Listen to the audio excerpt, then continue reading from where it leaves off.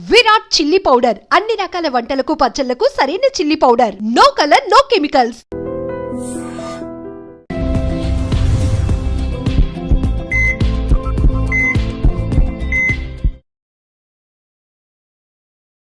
నమస్తే, welcome back to IT media. మన ఆయుర్వేదం ప్రోగ్రామ్కి అందరికీ స్వాగతం. సో ఈ రోజు మనతో ఉన్నారు వంటింటి చిట్కాలకు కేర్ ఆఫ్ అడ్రస్ అయిన చిట్టిబొట్ల మధుసూదన్ శర్మ గారు.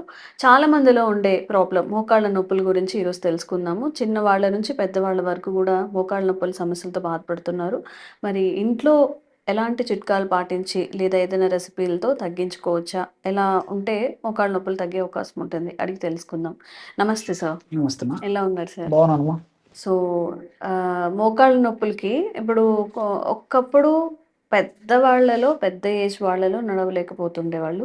ఇప్పుడు అర్లీ 30స్లో కూడా మోకాళ్ళ నొప్పులని అందరూ అంటున్నారు. సో దీనికి ఏదైనా ఆయుర్వేదంలో మంచి పరిష్కారం కానీ, ఒక తగ్గడానికి ఒక చిట్కా కానీ చెప్పండి. చాలా చాలా ఉన్నాయమ్మా.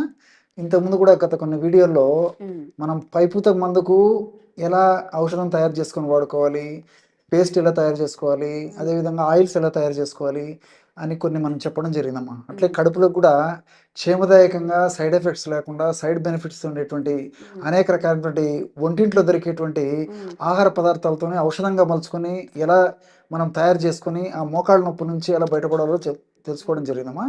మరి చాలామందికి ఉండేటువంటి అత్యంత సర్వసాధారణమైనటువంటి సమస్య కాబట్టి మరి చాలామంది అనేక రకాలైన ఫార్ములాస్ కోసం కూడా ఎదురు చూస్తుంటారమ్మా. సో అందరి కోసము మరొక అనుభూతమైనటువంటి సింపుల్ రెమెడీ చెప్తానమ్మా. ఇది కూడా అన్నీ మనకు తెలిసినటువంటివే, అన్నీ మనకు దొరికేటువంటి పదార్థాలే. తెచ్చుకోవడం సులువు, తయారు చేసుకోవడం సులువు, వాడుకోవడం సులువు, రిజల్ట్స్ కూడా సులువుగా వస్తాయమ్మా. అది దీని యొక్క ప్రత్యేకత కూడా. ఎలాగంటే అమ్మా, పుదీనా ఆకు దీనికి అవసరం అమ్మా. పుదీనా మీరు చాలా ఆశ్చర్యపడతారమ్మా.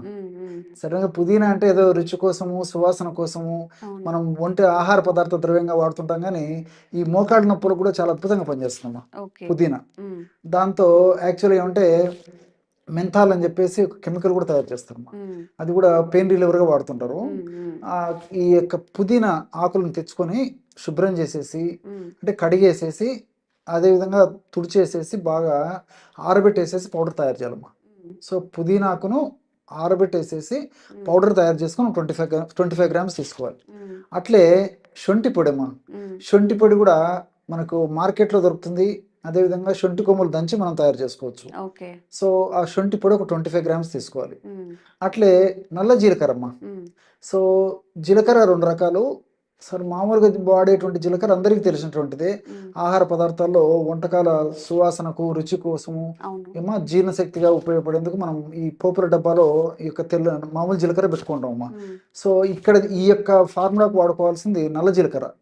నల్ల జీలకర్ర కూడా మనకు మార్కెట్లో దొరుకుతుందమ్మా. నల్ల జీలకర్ర తెచ్చుకొని శుభ్రం చేసేసి పౌడర్ లాగా తయారు చేసుకొని ఒక 25 గ్రామ్స్ నల్ల జీలకర్ర తీసుకోవాలి. చివరగా మిరియాల పొడి ఒక 10 గ్రాములు తీసుకోవాలి. సో పుదీనా, అదేవిధంగా శొంఠి, నల్ల జీలకర్ర ఈ యొక్క చూర్ణాలు ఒక్కొక్కటి 25 గ్రాముల చొప్పున తీసుకుంటే, మిరియాల పొడి మాత్రం 10 గ్రాములు తీసుకోవాలమ్మా. ఇవన్నీ బాగా కలిపేసేస్తే బ్రహ్మాండమైనటువంటి మోకాళ్ళ నొప్పులు తగ్గించేటువంటి చూర్ణం రెడీ అయిపోతుంది.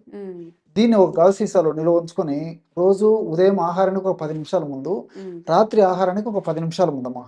జస్ట్ ఎక్కువ గ్యాప్ కూడా ఇవ్వాల్సిన అక్కర్లేదమ్మా. జస్ట్ ఒక 10 నిమిషాల ముందు ఒక 50 ml వాటర్లో 2 గ్రాములమ్మా, అంటే ½ టీ స్పూన్ కంటే కూడా కొద్దిగా తక్కువ. సో వాటర్లో కలిపి తీసుకోవాలి. ఈ విధంగా ఉదయం ఒక్కసారి, రాత్రి ఒక్కసారి క్రమం తప్పకుండా ఈ యొక్క ఔషధాన్ని ఈ పద్ధతిలో వాడుకోవడం వల్ల మోకాళ్ళ నొప్పుల సమస్య చాలా త్వరగా, శీఘ్రంగా, సత్వరమే తగ్గేదానికి అవకాశం ఏర్పడుతుందమ్మా.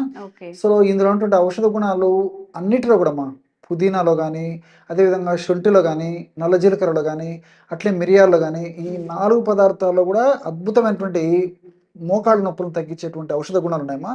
అంతేకాకుండా మోకాళ్ళ నొప్పులు వచ్చినప్పుడు ఏం జరుగుతుందంటమ్మా, ఈ మోకాళ్ళ భాగంలో ఉన్నటువంటి కీళ్ళలో ఉన్నటువంటి కణాలు దెబ్బతింటాయి. అదేవిధంగా ఆ ఎముకల కణాలు దెబ్బతింటాయి. ఆ ప్రాంతంలో కండరాల కణాలు దెబ్బతింటాయి.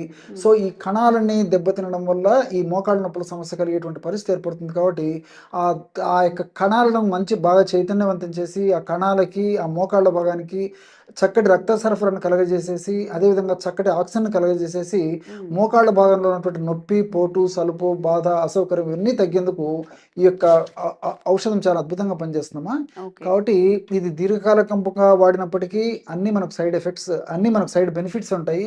ఎలాంటి సైడ్ ఎఫెక్ట్స్ ఉండవమ్మా.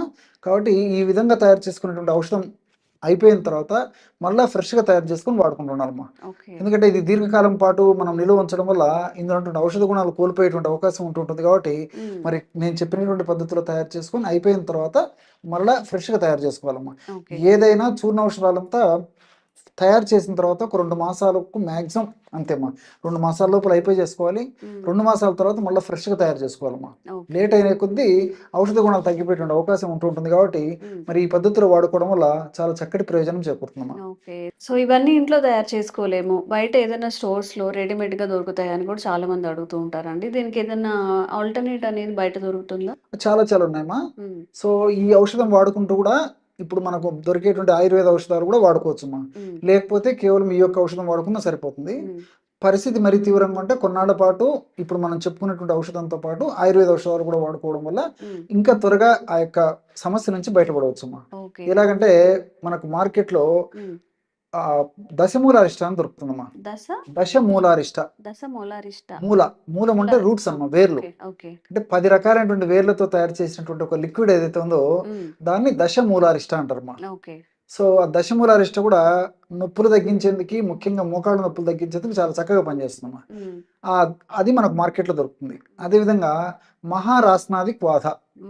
మహారాస్నాది క్వాథ. క్వాథ.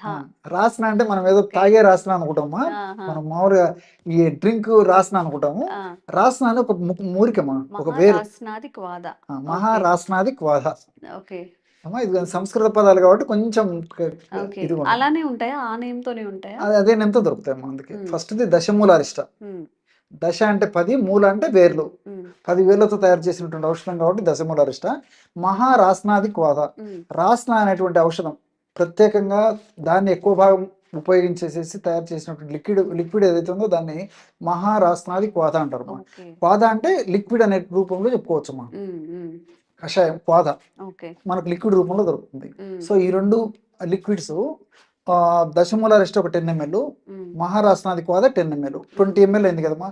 20 ml నీళ్లు కలిపేసేయాలి. హ్మ్. మొత్తం 40 ml మెడిసిన్ అయిపోతుంది. హ్మ్. 40 ml ఒక్క డోస్కమ్మా. అంటే ఉదయం ఆహారం తర్వాత ఒకసారి తీసుకోవాలి, రాత్రి ఆహారం తర్వాత ఒకసారి తీసుకోవాలి. ఓకే. ఈ విధంగా క్రమం తప్పకుండా రోజు 2 సార్లు ఈ లిక్విడ్ నేను చెప్పినటువంటి డోసులో ఈ పద్ధతిలో వాడుకోవడం వల్ల కూడా ఫలితాలు చాలా సమర్థవంతంగా శీఘ్రంగా వచ్చేదానికి అవకాశం ఉంటుందమ్మా. ఓకే. సో ఎవరైనా కానీ మోకాళ్ళ నొప్పులతో బాధపడుతూ ఉంటే సార్ చెప్పిన పుదీనా, శుంఠి, జీలకర్ర ఇవైతే చెప్పారో అవి చేసుకోవచ్చు. లేదు మేము చేసుకోలేమన్నప్పుడు ఆయుర్వేదిక్ స్టోర్‌లో కూడా ఈ 2 ఔషధాలని వాడుకొని మీరు మోకాళ్ళ నొప్పుల నుంచి బయటపడొచ్చు. ఇంకొన్ని ఆరోగ్యపరమైన చిట్కాలు మీకు అందిస్తూనే ఉంటాము. Thank you sir. Thank you okay so much. Sir, one life lesson what medicine has taught you. Whatever you can do without expecting. But I really believe మన పాజిటివ్ యాటిట్యూడ్ ఉంటేనే మనం ఏదైనా సాధించగలం. గట్ ని మనం కరెక్ట్ గా deal చేసినట్లయితే అది మనకి పాజిటివ్ హార్మోన్స్ ని రిలీజ్ చేస్తుంది. షుగర్ వచ్చిన వాళ్ళ పరిస్థితి ఏంటి? పొట్ట దగ్గర పెరిగితే దాన్ని ఆండ్రాయిడ్ అంటారు. ఆండ్రాయిడ్ ఫోన్ కదా. అసలు థాట్స్ ఎందుకు వస్తాయి? బ్రెయిన్ డెడ్ అంటే దానికి ప్రపంచం అంతా కూడా కొన్ని నిర్దిష్టమైనటువంటి లక్షణాలు ఉంటాయి. మానసికంగా ధైర్యంగా ఉంటే క్యాన్సర్ జయించవచ్చు. You are a doctor for a cause sir. అంతే. వాళ్ళకి వచ్చిన ఆదాయం కాకుండా ఫ్రీ సర్వీస్ ఎంతమందికో చేస్తారు.